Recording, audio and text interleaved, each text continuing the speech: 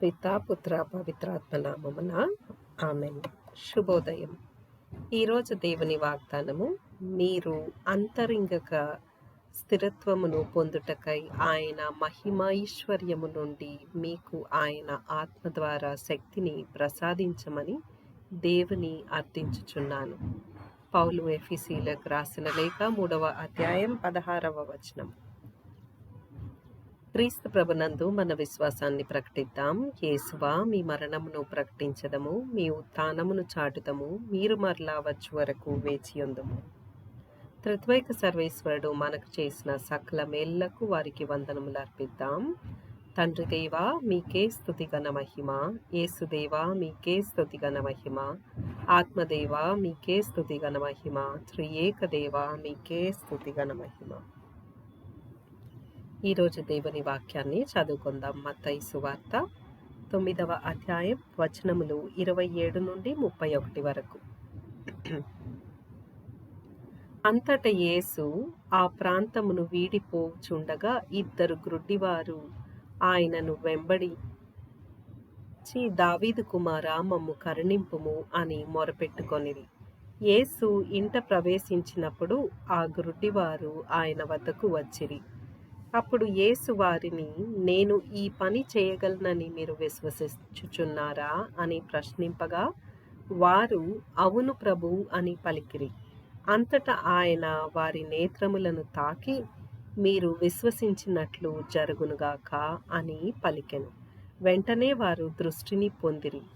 దీనిని ఎవరికిని తెలియనీయవలదని వారిని యేసు ఆజ్ఞాపించెను. కానీ వారు పోయి యేసు కీర్తిని దేశమంతటా ప్రచారము గావించిరి. ఇది క్రీస్తు సువిశేషము. క్రీస్తువా, మీకు స్తుతి కలుగునుగాక. ఈరోజు సువిశేష పట్టణాన్ని ధ్యానిద్దాం. సువిశేష పట్టణంలో క్రీస్తు ప్రభువు ఇద్దరు గుడ్డివారిని స్వస్థపరుస్తారు. స్వస్థపరిచాక వారికి స్వస్థత ఇచ్చేటప్పుడు మీ విశ్వాసం చొప్పున జరుగుగాక అని చెప్తారు. వాళ్ళు సంపూర్ణంగా ఆయన యందు విశ్వాసం ఉంచుకున్నారు కాబట్టి వెంటనే స్వస్థత పొందగలిగారు. అంతేకాకుండా ఆ స్వస్థత ఇచ్చాక మీరు ఎవరికీ చెప్పవద్దు అని చెప్పి క్రీస్తు ప్రభు చెప్తారు. ఎందుకంటే ఆయన శిలువ యాగానికి ఆటంకంగా ఉంటుంది. ఆయన గురించి ఆయన కీర్తి ఎక్కువగా ప్రబలినా కూడా అది ఆయనకి శిలువ యాగానికి ఆటంకంగా ఉంటుంది. అందుకని క్రీస్తు ప్రభువు ఎవరికి చెప్పవద్దు అని చెప్పి వాళ్ళకి చెప్తున్నా వాళ్ళు ఇంకా ఎక్కువ ఆయన గురించి ప్రచారం చేశారనమాట. మరి ఇక్కడ సువిశేషంలో మీరు విశ్వసించినట్లు జరుగునుగాక అని చెప్పి ఈ వచనము మనకి ఎంతో స్వాంతనను కలిగిస్తూ ఉంది. ఎందుకంటే మనము ఆ ప్రభుయందు విశ్వాసము కలిగి ఉంటే ఏదైనా సాధ్యము అని చెప్పి ఈ వచనం మనకి తెలియజేస్తుంది.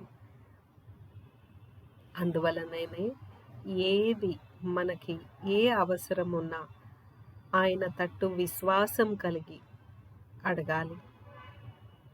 ఆయన చిత్తానుసారంగా జరగాలని ప్రార్థించాలి.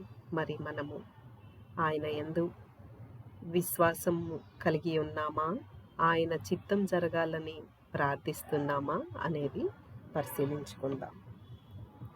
ప్రార్థించుదాము. ఓ క్రీస్తు ప్రభువా, ఎలాగైతే ఈరోజు సువిశేషంలో మీరు గుడ్డివారికి చూపునిచ్చారో ప్రభువా,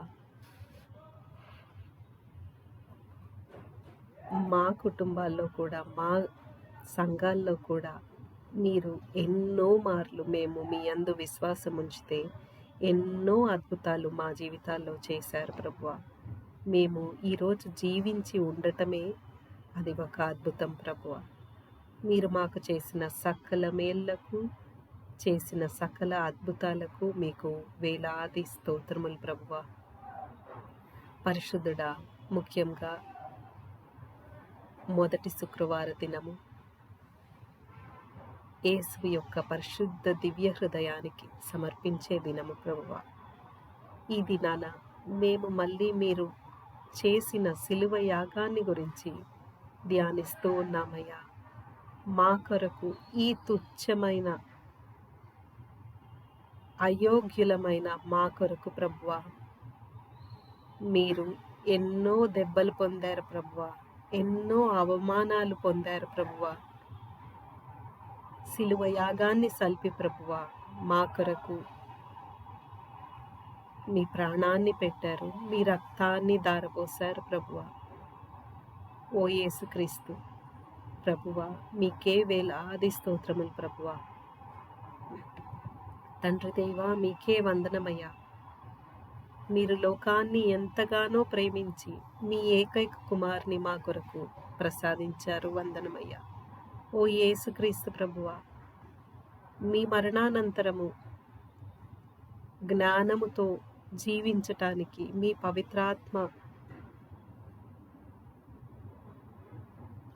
మా కొరకు దారాదత్తం చేశారు ప్రభువా. దానికి కాను వందనములు ప్రభువా.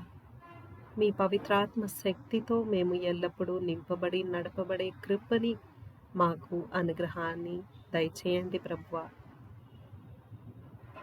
మమ్మల్ని శుద్ధీకరించి నూతనీకరించి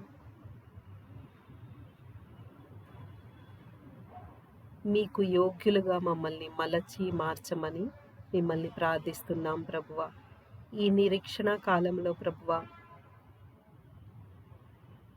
మీకు యోగ్యులుగా మమ్మల్ని మలచండి, మార్చండి ప్రభువా. మా ఈ ప్రార్థనను యేసు పరిశుద్ధ దివ్య హృదయం పేరట అడిగి వేడుకొంచున్నాము తండ్రి. ఆమెన్.